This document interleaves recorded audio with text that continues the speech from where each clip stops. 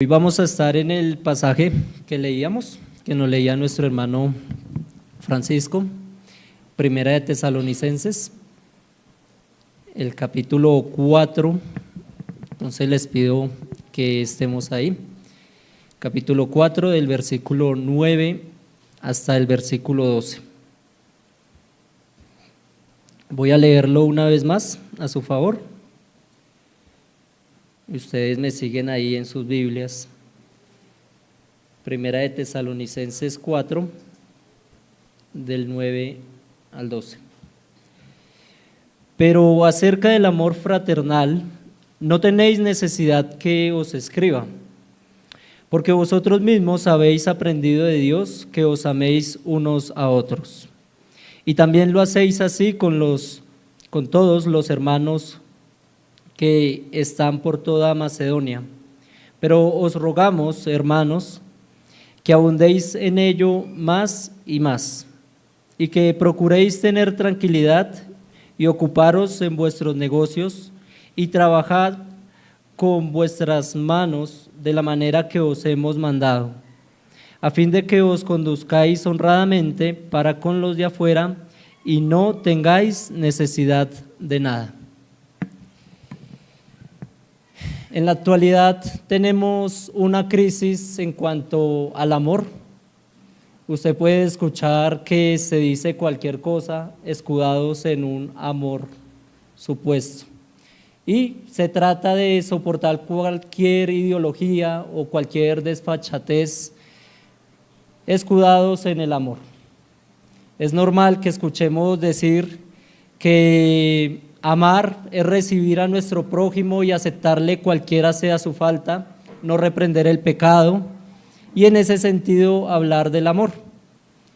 Es por eso que nosotros hoy día tenemos la necesidad de hablar precisamente del amor. ¿Qué es lo que la Escritura dice acerca del amor? ¿Y por qué la insistencia de la Escritura en llamarnos a nosotros a amarnos unos a otros? Como vamos a ver más adelante, la iglesia de los tesalonicenses era una iglesia ejemplar para las demás, y el apóstol Pablo aquí hace una expresión de gratitud a Dios en esta carta por el comportamiento precisamente de esta iglesia. Y uno preguntaría, bueno, ¿qué le dirá el apóstol Pablo a una iglesia ejemplar como esta? Y precisamente le recalca acerca del amor. Amaos unos a otros, y aún dice, no tengo necesidad de escribiros acerca de esto, pero os ruego que abundáis en ello aún más. Es por eso que no está de más hablar del amor, y más en nuestra cultura donde se tergiversa tanto el tema del amor. Propongo que llevemos esta enseñanza acerca del amor cristiano bajo el título Abundad más y más en el amor fraternal. Abundad más y más en el amor fraternal. Y voy a desarrollar este sermón a través de 4 puntos principales. Hoy hubieron 4 puntos en la escuela y 4 puntos en el sermón. No nos pusimos de acuerdo, pero vamos a tener 4 puntos y vamos a verlos en forma de deberes. Nosotros los cristianos tenemos diferentes deberes en torno al amor que nos exige nuestro Señor. Diferentes deberes que vamos a contemplar hoy a través de nuestro texto. El primero será, debemos conocer el amor cristiano. Debemos conocer el amor cristiano. El segundo deber sería, debemos abundar más en el amor cristiano. Debemos abundar más en el amor cristiano. Tercer deber, debemos evitar todo lo que atente contra el amor cristiano. Y en cuarto lugar, debemos aprovechar cada oportunidad para poner en práctica el amor cristiano. Vamos a ver esta enseñanza a través de 4 deberes principales que, si usted es creyente, tiene para con el Señor, con respecto al amor cristiano. Tenemos 4 deberes principales, en este texto se nos expone, conocer el amor, abundar más en el amor, evitar todo lo que lo atente y aprovechar cada evento, cada oportunidad para manifestar el amor cristiano. De esta manera empezamos con nuestro primer deber, y es que debemos conocer el amor cristiano. Acompáñenme por favor al versículo 9. El apóstol empieza a llamar a esta iglesia a que se amen, a que abunden más en el amor, y empieza de esta manera: pero acerca del amor fraternal no tenéis necesidad que os escriba, porque vosotros mismos habéis aprendido de Dios mismo que os améis unos a otros. Así que el apóstol aquí hace un reconocimiento a la iglesia de los tesalonicenses, y es que ellos habían aprendido de Dios mismo la enseñanza con respecto al amor cristiano, que se amen unos a otros. Este reconocimiento lo hace principalmente el apóstol Pablo. Les está diciendo: ustedes ya saben esto, no tengo necesidad de escribirles. No tengo necesidad de escribirles. ¿Y por qué el apóstol Pablo hablaría de tal convicción con respecto a la iglesia de los tesalonicenses? ¿Por qué le diría que no tiene necesidad de escribirle acerca de esto, acerca de el amor cristiano? Hay dos causas principales, dos cosas por las que el apóstol puede tener esta certeza. La primera es porque los hermanos de la iglesia de los tesalonicenses estaban dando fruto que evidenciaba precisamente que habían conocido el amor cristiano. Por eso el apóstol dice: no tengo necesidad de escribiros acerca del tema. Y en segundo lugar, porque en la esencia de cada cristiano está el conocimiento del amor de Dios. Por naturaleza, cada creyente tiene conocimiento de causa de lo que es el verdadero amor. Y vamos a ver a continuación más a detalle el tema. Así pues, esta era una iglesia ejemplar. Quiero que vayamos ahí mismo a la carta de los tesalonicenses. Mire el capítulo número 1, versículo 3. Capítulo 1, ahí mismo en Tesalonicenses.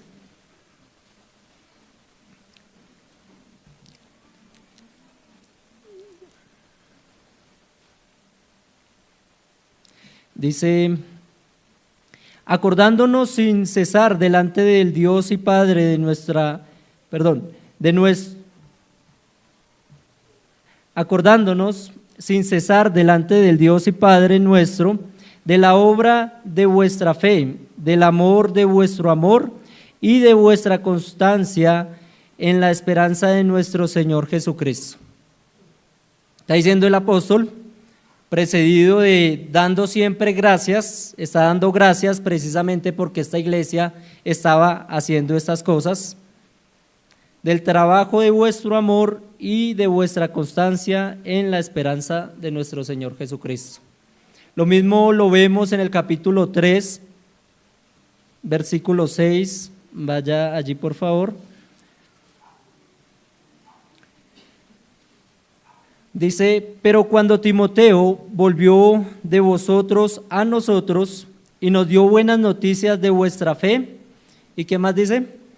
Y amor, de vuestra fe y amor, y que siempre nos recordáis con cariño, deseando vernos. Bien, vaya también al capítulo 4, versículo 10.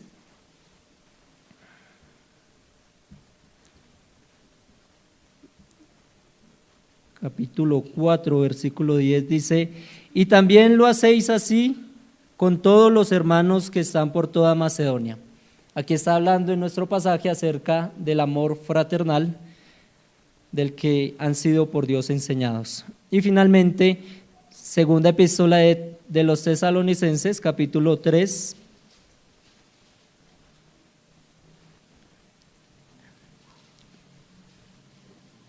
capítulo 4, versículo 3.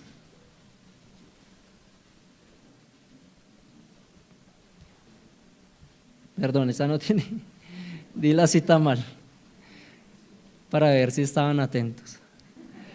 Segunda de Tesalonicenses capítulo 3.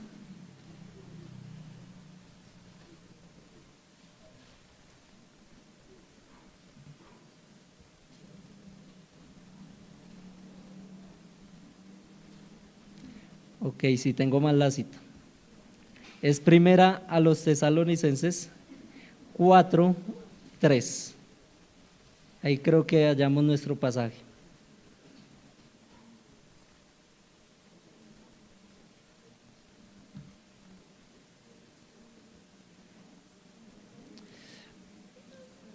Les quedo viendo esta cita porque tampoco es... Bien, espero que los pasajes anteriores hayan demostrado lo que les quería decir. El apóstol está lleno de gratitud porque esta iglesia manifiesta su amor. La última cita se las quedo viendo, pero todas estas citas apuntaban a lo mismo. El apóstol está dando gracias a Dios en esta carta porque los hermanos de Tesalónica estaban abundando en obras que demostraban haber conocido el amor. Esta iglesia tenía fruto que demostraba que ya habían conocido el amor de Dios. El apóstol Pablo por esta causa dice: no tengo necesidad de escribirles a ustedes, ustedes dan fruto de que conocen el amor de Dios. En segundo lugar, el apóstol puede tener esta seguridad porque cada creyente tiene conocimiento de lo que es el amor de Dios. Tanto así que la Escritura nos muestra que Dios ha derramado su amor sobre el creyente. Cuando el Espíritu Santo transforma el corazón de piedra de un hombre al corazón de carne, allí deposita el amor de Dios. Esto en esencia es lo que hace a un creyente, un hombre que ha conocido el amor de Dios por Dios mismo. Quiero que me acompañe también Primera de Juan 4, 10. Primera de Juan 4, versículo 10.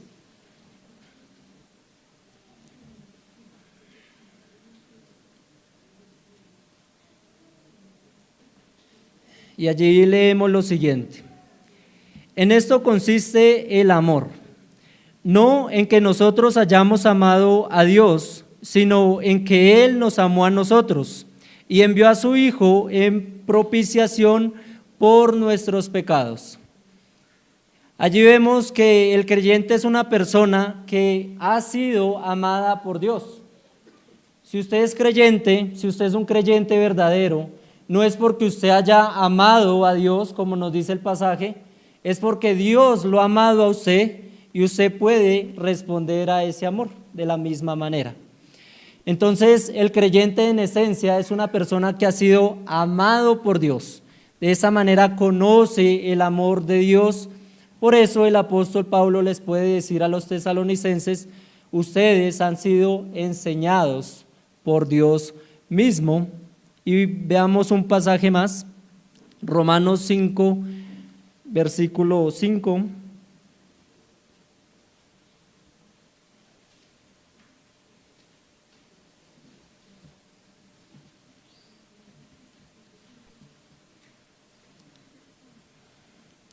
Y la esperanza no avergüenza, porque el amor de Dios ha sido derramado en nuestros corazones por el Espíritu Santo que nos fue dado. Esto el apóstol Pablo lo está diciendo de todos los creyentes. Han recibido el Espíritu Santo en ellos y el Espíritu Santo ha venido a morar en cada uno de los creyentes. Y dice: porque el amor de Dios ha sido derramado en nuestros corazones.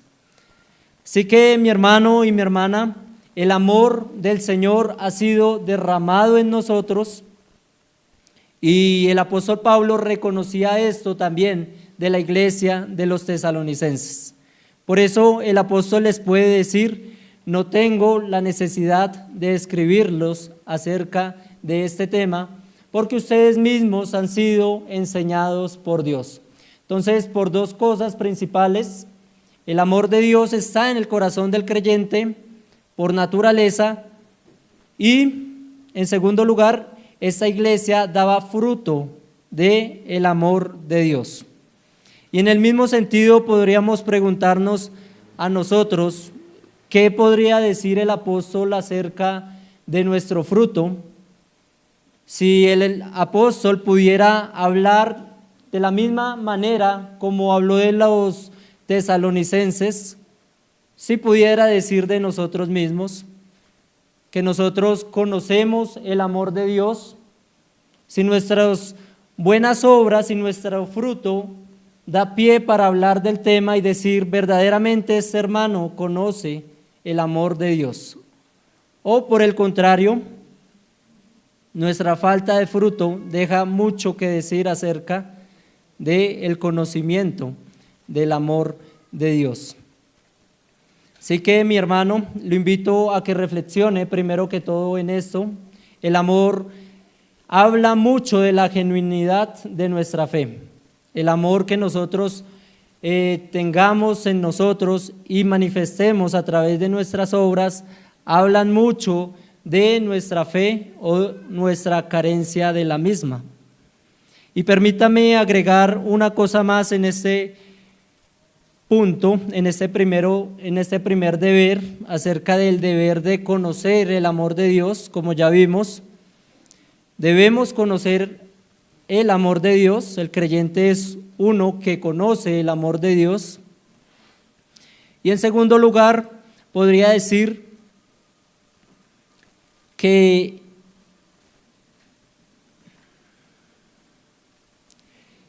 también debemos precisar bien lo que se refiere el amor de Dios. Como ya vimos ahorita, el amor cristiano surge del hecho de haber sido amados por Cristo. Cristo nos amó y por eso nosotros podemos conocer el amor de Dios y amar a los demás.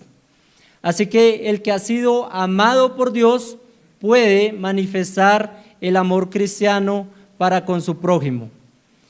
Esta inferencia la podemos hacer de nuestro mismo pasaje, ya que utiliza dos palabras en el texto original para referirse al amor. En primer lugar dice: ustedes, no tengo necesidad de escribirles a ustedes acerca del amor fraternal, traduce nuestras Biblias, y allí usa la palabra Filadelfias para referirse a un amor de familiaridad. Supongo que ya habrán escuchado esa distinción entre los diferentes tipos de amor, del amor filos, el amor ágape y el amor eros. Y la palabra que utiliza el apóstol en primer lugar es Filadelfias, hablando de ese amor entre familia, ese amor que se expresa a un miembro de la familia. Y después dice: porque ustedes ya han sido enseñados por Dios, y la palabra que utiliza ahí es ágape, el amor ágape. Lo que nos deja entender que no es que haya una contradicción de términos, sino una complementariedad de términos. Como ellos aprendieron el amor ágape de Dios, pueden manifestar el amor filos o fileo con su prójimo. Han sido injertados en la familia de Dios, por ende pueden tratar en amor fraternal a sus hermanos. Entonces, de esta manera podemos nosotros reconocer qué es el amor al que nos está llamando el Señor desde este pasaje. Es el amor que hemos recibido de Dios a través del Evangelio en Cristo, vertido a nuestros hermanos que también han recibido ese amor de Cristo. De esta manera podemos descartar algunas nociones que nuestra cultura tiene por amor. Hay una idea muy común entre nosotros de ver el amor como un sentimiento. El amor es un sentimiento que puede estar en algunos momentos y en otros momentos no estar, que viene así como algo que surge de la nada y de la misma manera se va. Eso lo podemos ver de pronto en novelas o en películas románticas, donde dos personas se miran y en el instante se gustan y dicen que se enamoraron. Se enamoraron a primera vista, amor a primera vista. Esta noción la podemos descartar a través de un pleno conocimiento o un correcto conocimiento de lo que es el amor. Pues el amor cristiano no es un sentimiento pasajero. Como ya vimos, usted ha sido amado por Dios, es un hecho ya realizado y usted ya puede amar a su prójimo, no cuando usted tenga el sentimiento de hacerlo, sino por la posición que usted tiene en Cristo y que nuestro hermano también cuenta de él. Entonces, no es un mero sentimiento. También descartamos la idea que la psicología nos propone acerca del amor, que nos ha vendido últimamente y que nos ha dicho que para amar a los demás necesitamos nosotros amarnos a nosotros mismos. Entonces, si tú no tienes amor, pues ¿cómo vas a amar al prójimo? Si tú no tienes amor propio, dicen ellos. Si tú no te amas a ti mismo, llevando al hombre cada vez más a ser más egoísta y narcisista, entonces, ¿cómo pretendes amar a tu prójimo? Dicen los psicólogos. Pero, como vimos anteriormente, el amor cristiano no consiste en amarme más a mí, sino consiste en conocer el amor de Dios. El Señor nos ha amado a nosotros y ha amado a personas pecadoras iguales que nosotros que comprenden nuestra familia de la fe. Por eso las podemos amar. Es decir, que no es necesario que nosotros nos amemos a nosotros mismos egoístamente para así amar al prójimo. Tenemos es que reconocer el amor de Dios y haber sido precisamente amados por Él para manifestar el amor a nuestro prójimo. Y además de esto, el amor tampoco consiste en tolerar el pecado de las personas o el pecado de los hermanos dentro de la iglesia, de manera que nosotros pasemos por alto y este se queda sin reprensión. En eso no consiste el amor. Muchos piensan que decirle al pecador que está en un pecado y que va camino hacia el infierno si continúa en pecado es una falta de amor. Y donde se haga disciplina con este pecador, pues es algo mucho más allá que una sola falta de amor. Ellos ven esto como un acto de aborrecimiento contra el hermano que se le está aplicando. Pero mis hermanos, no hay nada más alejado del amor que dejar continuar al pecador en sus pecados sin decirle nada o sin actuar al respecto. No hay nada más alejado del amor que eso, ya que el amor verdadero procura el arrepentimiento del pecador y procura la reconciliación de ese pecador para con Dios. Para eso se nos llama a nosotros a amar precisamente, para que el hombre se acerque a Dios como Él quiere que se acerquen a Él. Vamos por favor a segunda de los Tesalonicenses.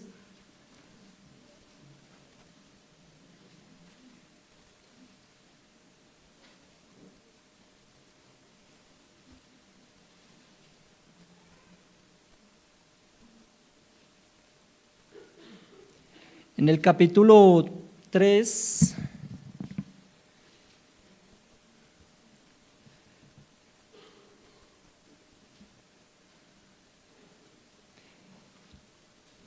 en el versículo 6 dice lo siguiente: pero os ordenamos, hermanos, en el nombre de nuestro Señor Jesucristo, que os apartéis de todo hermano que ande desordenadamente y no según la enseñanza que recibisteis de nosotros.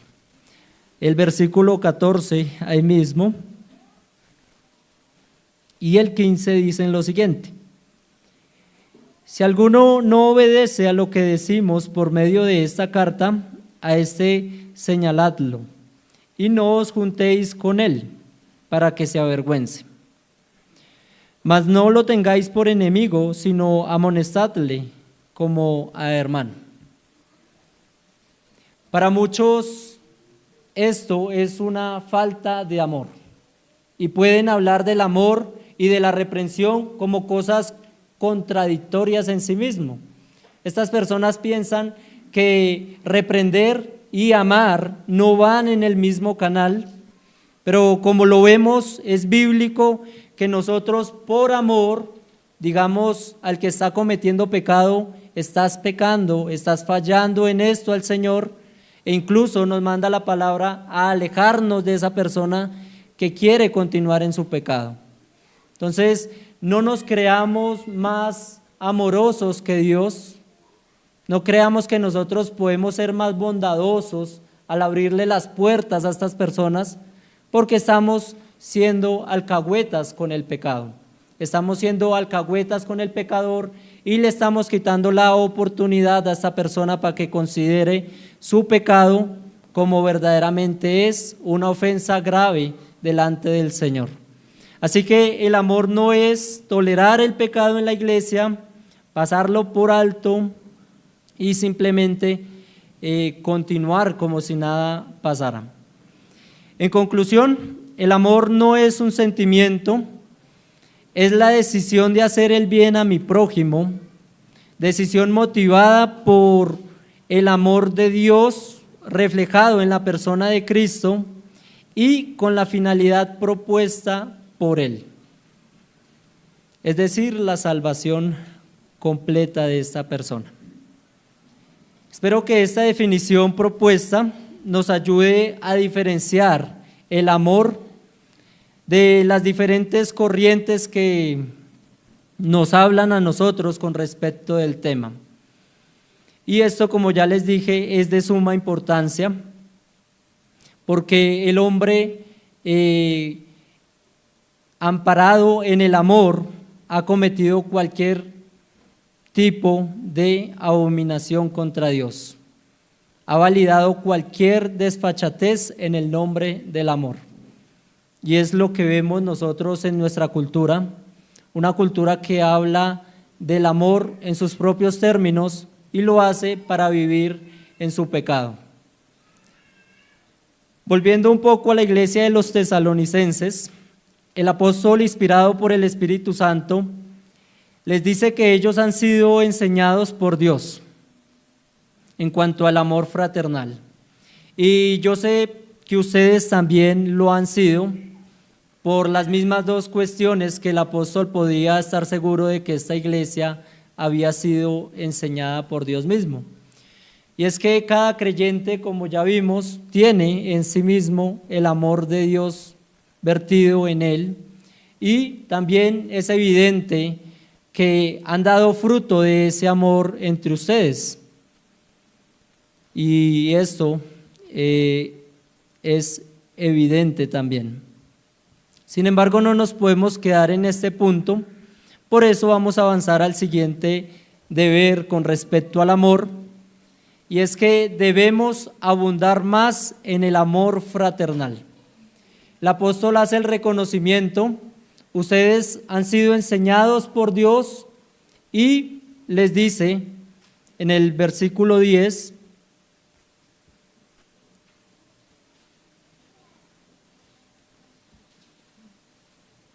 capítulo 4, versículo 10,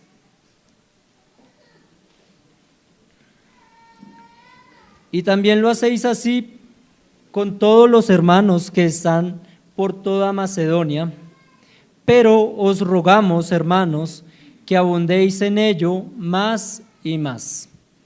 Así que, mi hermano, es cierto, primer punto, nosotros debemos conocer el amor de Dios, y en efecto lo conocemos porque hemos sido enseñados por Él mismo, pero le dice el apóstol: os rogamos que abundéis más y más en ello.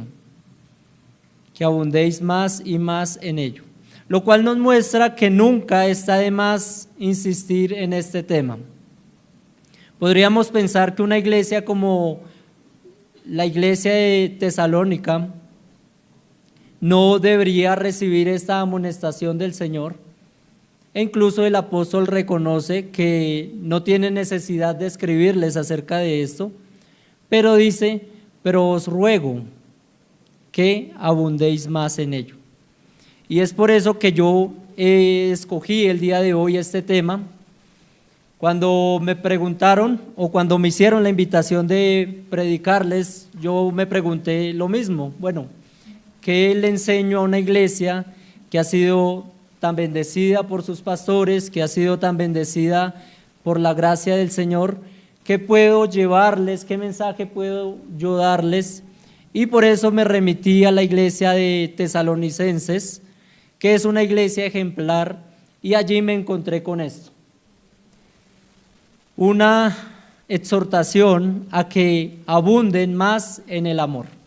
Una exhortación a que abunden en aquello que habían sido enseñados por Dios. Y de ahí puedo decir que nosotros tenemos la responsabilidad de abundar más y más en el amor fraternal. Como nosotros ya vimos, el amor de Dios está en nuestros corazones, pero sin embargo tenemos esta responsabilidad. Esto tiene la misma relación que la que cuenta la seguridad de nuestra salvación y nuestra responsabilidad con la misma. ¿Sí? Dios nos salva completamente. Él provee salvación plena desde el principio hasta el final de nuestro caminar cristiano. Es ciertísimamente el cristiano se va a salvar y aquel que Dios ha escogido va a llegar a morar con el Señor como Él lo planeó desde un principio. Eso es seguro. Y en la misma medida, nosotros somos responsables de ejercitarnos en nuestra salvación y crecer en ella, en crecer en la gracia, de ocuparnos con temor y temblor en nuestra salvación. Y las dos cosas son igualmente ciertas y están en la Escritura de la misma manera. Se insiste en las dos: la seguridad plena de nuestra salvación, la responsabilidad de nuestra salvación. De la misma manera está la relación. Hemos sido enseñados por Dios respecto a su amor y necesitamos seguir siendo diligentes y creciendo en el amor fraternal que el Señor ha puesto en nuestros corazones. Así que esta relación es muy similar. Que esta sea una ocasión para que nosotros reconozcamos aquellas manifestaciones que solíamos hacer anteriormente, amando a nuestros hermanos, y que hemos de pronto olvidado, que hemos relegado por otras cuestiones.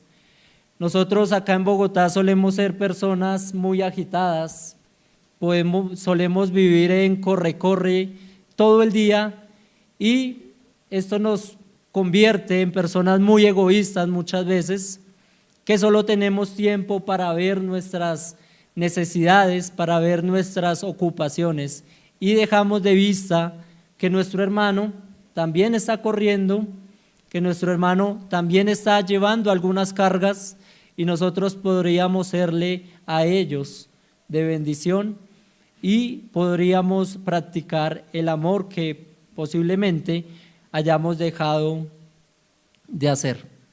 Así que, mis hermanos, debemos abundar más en el amor.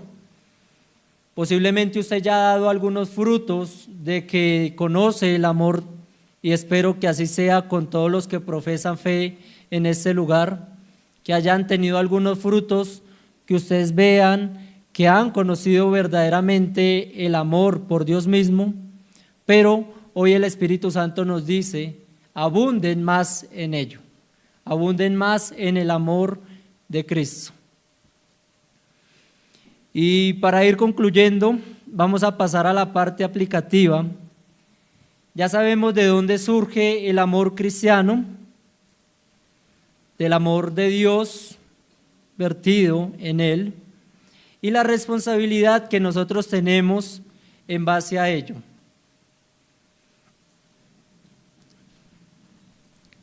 Esto nos comunicaba nuestros dos deberes principales: debemos conocer el amor de Dios y debemos abundar más en el amor de Dios. Y ahora vamos a pasar a dos deberes más que nos van a mostrar la práctica de este amor. Tercer deber es: debemos evitar todo lo que atente contra el amor fraternal. Esto lo diremos de manera negativa: debemos evitar todo lo que atente contra el amor fraternal, y de manera positiva nosotros debemos procurar hacer todo o aprovechar cada momento para manifestar nuestro amor cristiano. Entonces, dos deberes para ir concluyendo este sermón, dos deberes aplicativos. En primer lugar, debemos evitar todo lo que atente contra el amor fraternal. Quiero que vayamos ahí mismo a Primera de Tesalonicenses.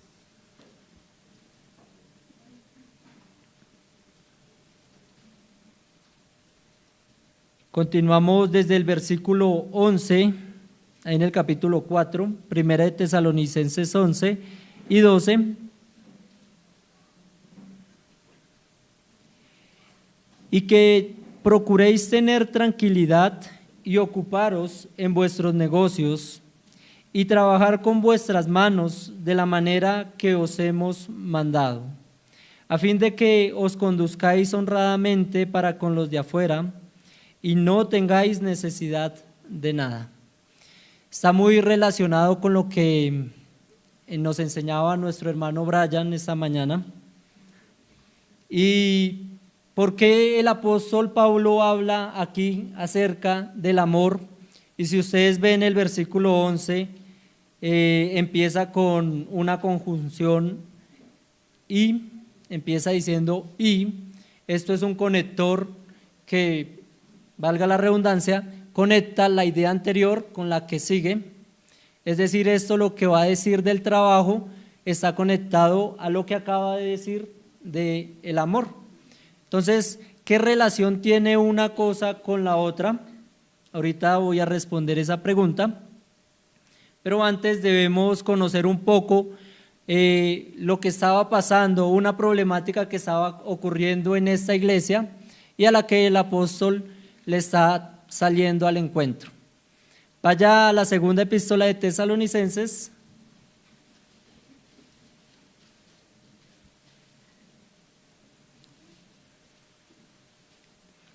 Capítulo 3, y veamos ahí mismo en el versículo 6.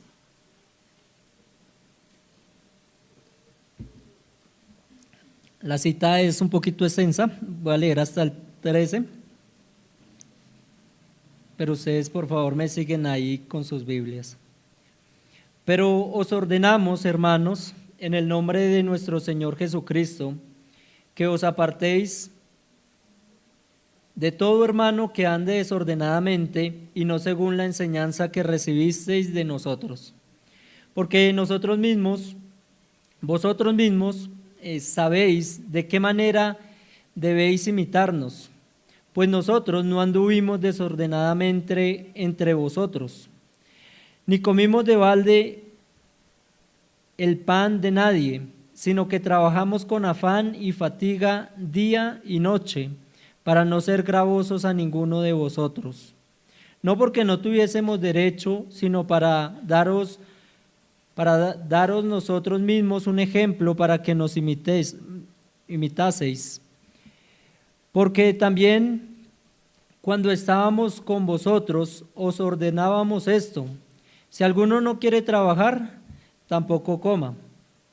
Porque oímos que algunos de entre vosotros andan desordenadamente, no trabajando en nada, sino entremetiéndose en lo ajeno.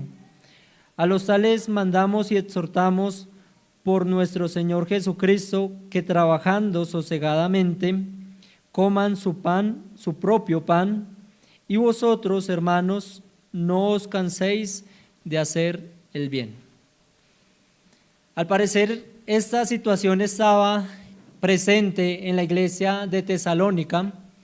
Ellos, posiblemente había un grupo de hermanos que, motivados por la inminente venida del Señor, estaban abandonando sus deberes, sus trabajos, y estaban diciendo que no tenían que trabajar, siendo de esa manera de carga para los hermanos que sí estaban trabajando.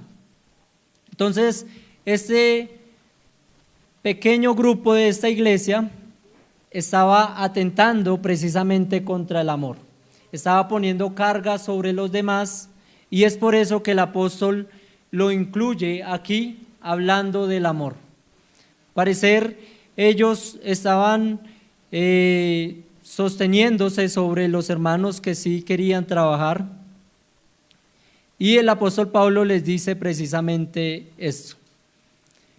Por eso infiero de aquí el tercer deber, y es que debemos evitar todo lo que atente contra el amor fraternal. Con esta información breve ya podemos responder a la pregunta que planteaba, y es: ¿qué relación tiene este fuerte énfasis a que los hermanos trabajen y se ocupen de sí mismos con el tema del amor? Y es precisamente el deber que rescatamos de aquí. Nosotros debemos evitar todo lo que esté atentando contra el amor entre nuestros hermanos y la sana comunión entre la iglesia local. Todo lo que esté atentando, en el caso de la iglesia de los tesalonicenses, era aquella conducta de los hermanos que no querían trabajar, y nosotros podríamos preguntarnos en nuestro caso específico, ¿qué es de pronto como iglesia lo que estemos haciendo que atente o que esté atentando contra el amor cristiano, contra el amor entre nosotros, que esté levantando rencillas, que esté levantando chismes, que esté levantando murmuraciones? Todo eso nosotros tenemos el deber, aquí hablando del amor, de evitarlo. Debemos evitar todo aquello que atente contra el amor fraternal. Y ahora, de manera positiva, vamos a ver algunas formas que la misma epístola de los tesalonicenses nos enseña, formas prácticas de cómo nosotros podemos aplicar y debemos aplicar el amor cristiano. A través de nuestro cuarto deber, nosotros debemos aprovechar cada oportunidad para poner en práctica el amor cristiano. Debemos aprovechar cada oportunidad para poner en práctica el amor cristiano.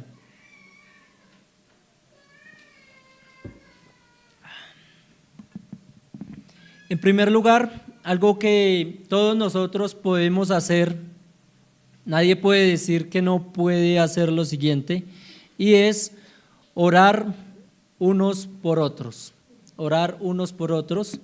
Yo personalmente les doy gracias porque sé que han estado orando por mí en el proyecto del Quiroga, y les doy gracias por eso. Eso es un acto de amor, y es precisamente a lo que nosotros podemos aplicar hablando del amor.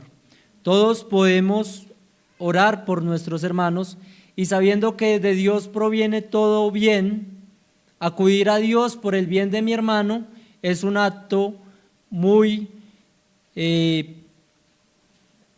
provechoso en cuanto al amor a mi hermano. Debemos nosotros estar prestos para orar los unos a los otros, y aquí hago un incentivo a que podamos asistir en la medida de lo posible a las reuniones de oración que nosotros tenemos, o lo que ustedes tienen como iglesia, que en la medida de lo posible que ustedes se puedan congregar ese día, vengan y puedan hacerlo, porque precisamente este es un espacio para que crezcan y se ejerciten en este principio. Otra forma en que nosotros podemos aplicar el amor, nos lo enseña la misma carta de los Tesalonicenses. Mire el capítulo 5, la primera carta, capítulo 5, 11.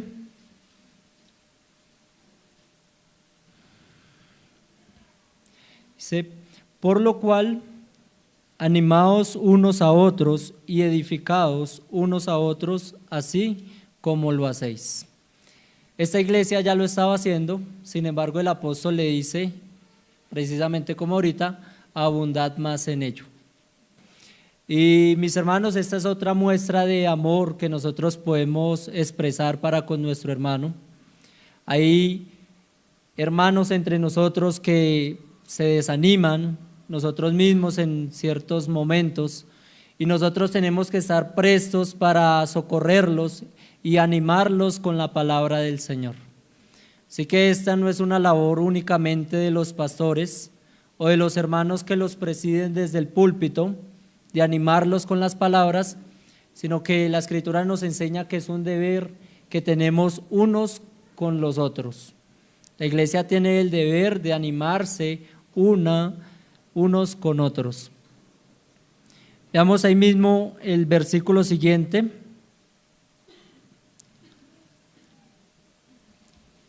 El versículo 12 dice: os rogamos, hermanos, que reconozcáis a los que trabajan entre vosotros y os presiden en el Señor, y os amonestan, y que los tengan en mucha estima y amor por causa de su obra. Aquí vemos otra manera práctica como ustedes, como iglesia local, pueden manifestar el amor cristiano, y es estimando especialmente a sus pastores y a los hermanos que los presiden en la enseñanza. De esa manera ustedes van a mostrar el amor no solo para con el predicador, no solo para con el pastor, sino a su vez para con la congregación, porque dice Hebreos que de esa manera ellos hacen su trabajo de manera agradable, sin quejas, y eso es provechoso para todos nosotros. Entonces es un acto donde usted va a mostrar amor no solamente por aquellos hermanos que Dios ha colocado allí, sino por toda su iglesia local. Más abajo continúa diciendo, versículo 14: también os rogamos, hermanos, que amonestéis a los ociosos, que alentéis a los de poco ánimo, que sostengáis a los débiles, que seáis pacientes para con todos. Este débiles va en todos los sentidos, no solamente debilidades físicas, sino cualquiera que ésta sea física, espiritual, económica. Nos dice la palabra: sostengáis a los débiles. Debemos estar prestos para socorrer aquellas debilidades que estén dentro del pueblo del Señor. Y una última aclaración ya para ir cerrando. Alguien podría preguntarse si este amor debe limitarse a nosotros, a la iglesia, si este amor debe limitarse al creyente o si puede tener ampliación a las demás personas. Y aquí nos vale recordar lo que nuestro Señor nos enseñó en Lucas 10, del versículo 30 al 37, hablando acerca del buen samaritano. No sé si ustedes recuerdan esa lección. El Señor responde a la pregunta de ¿quién es mi prójimo? Con una ilustración. Dice que un hombre fue acometido por unos ladrones y quedó en grave estado, y pasó un samaritano y le socorrió la ayuda. Otros habían pasado y lo habían ignorado, pero este samaritano se detuvo y socorrió a aquel hombre que estaba en necesidad. De esa manera el Señor nos dijo quién era el prójimo, y quién es el prójimo al que nosotros debemos amar como a nosotros mismos, está en ese contexto, y el Señor dice: aquel que está necesitado. Aquel que está en necesidad es tu prójimo. Él debes ayudar, a él lo debes socorrer, a él lo debes amar como a ti mismo. Y aquí debemos hacer también una pequeña precisión, y es que el amor cristiano, en primer sentido, no se limita a la iglesia, pero la Escritura sí nos enseña que hay una prioridad para la iglesia. Entonces es como su familia y las necesidades, pongámoslo por un ejemplo, las necesidades de un vecino. Usted va a primar la necesidad de su familia antes que socorrer a la necesidad de un vecino.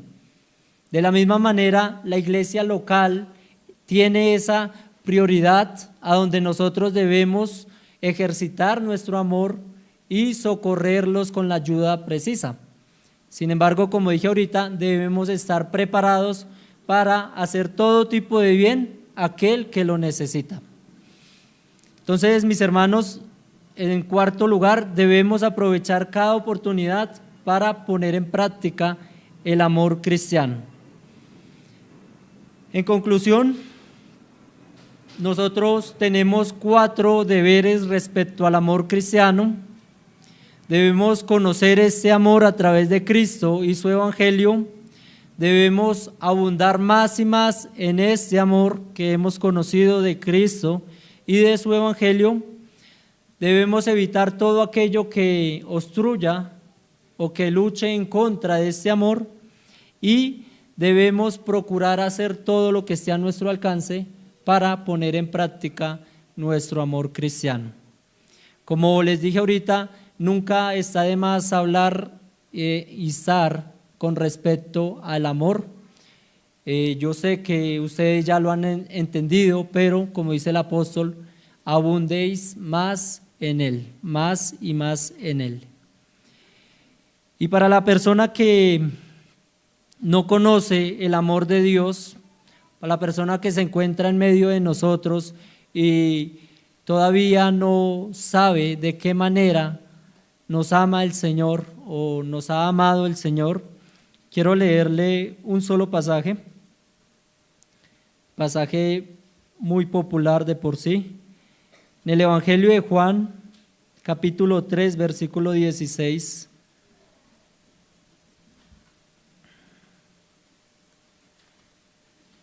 Porque de tal manera amó Dios al mundo, que ha dado a su Hijo unigénito, para que todo aquel que en él cree no se pierda, mas tenga vida eterna. Esta es la manera como Dios ama al pecador. Envió a su Hijo unigénito para que no se pierda, mas tenga vida eterna. Y más adelante continúa el Evangelio diciendo: porque no envió Dios a su Hijo al mundo para condenar al mundo, sino para que el mundo sea salvo por él. El que en él cree no es condenado, pero el que no cree ya ha sido condenado porque no ha creído en el nombre del unigénito Hijo de Dios. Así que para aquella persona que no conoce el amor de Dios es debido a su incredulidad. El Señor reveló su amor dando a su Hijo en redención, en expiación por el pecador. Y está en la responsabilidad toda persona que vive sin Dios de creer en este sacrificio que hizo el Señor por amor y conocer de esa manera el amor de Dios. Una vez haga esto, usted pasará a amar a su prójimo de la manera como Dios lo ha amado a usted a través de Jesucristo. Así que la invitación de hoy es a que se arrepienta de sus pecados, crea en Jesucristo, lo confiese como su único Salvador y empiece a disfrutar precisamente de lo que estamos hablando, del amor cristiano. Quisiera concluir leyendo Primera a los Corintios capítulo 13, que de esta manera nosotros recordemos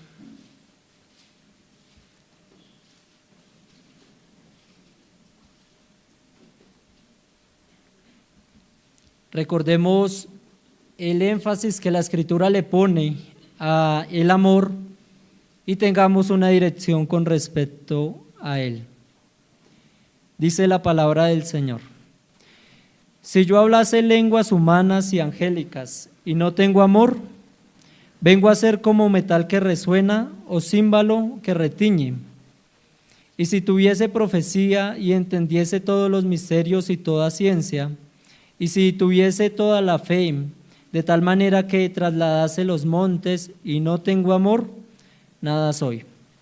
Y si repartiese todos mis bienes para dar de comer a los pobres, y si entregase mi cuerpo para ser quemado y no tengo amor, de nada me sirve.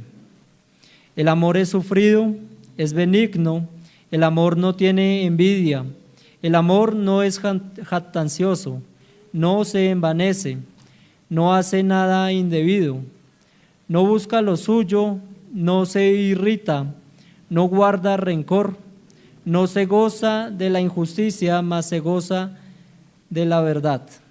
Todo lo sufre, todo lo cree, todo lo espera, todo lo soporta.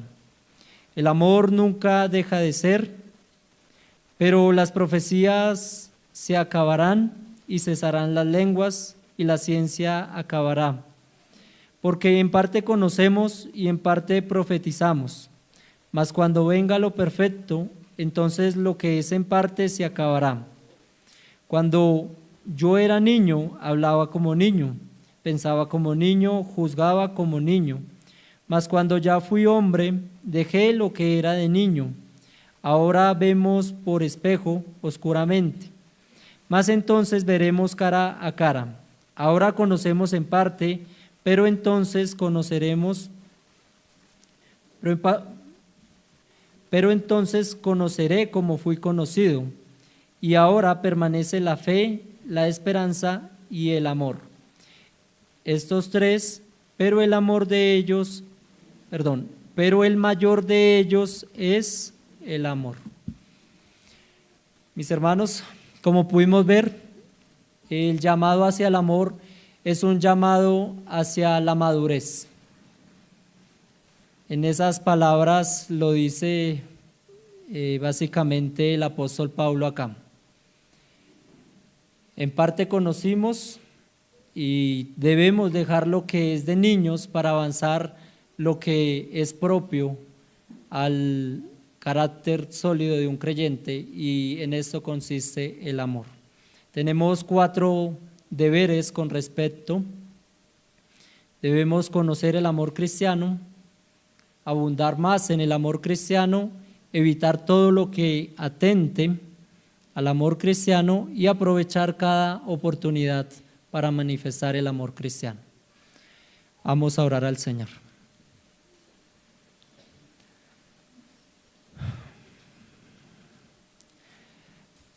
Padre, te damos gracias, Señor.